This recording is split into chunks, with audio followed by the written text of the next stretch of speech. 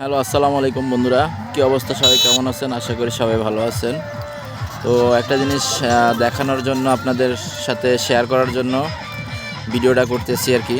তো এই যে দেখতেছেন, এখানে বাংলাদেশে মানে আপনার মেলা হইতাছে।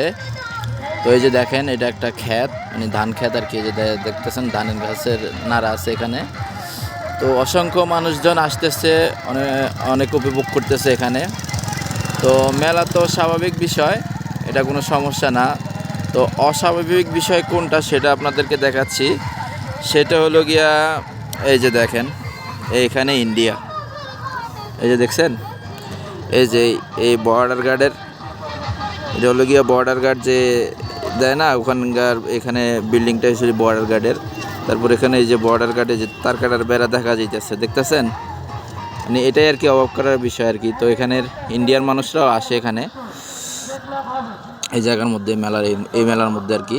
তো ওটা হলো গিয়া ইন্ডিয়া, আর এটা হলো গিয়া বাংলাদেশ মেলা।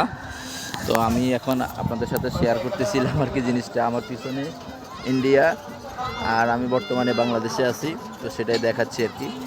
তারপরে ওই যে দেখতেছেন অনেক মানুষজন আসতেছে, এদিক থেকে সব মানুষজন আসতেছে।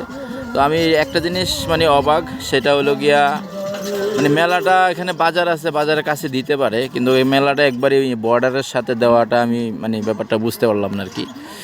তো এই যে দেখেন মেলার এই অবস্থা আর কি।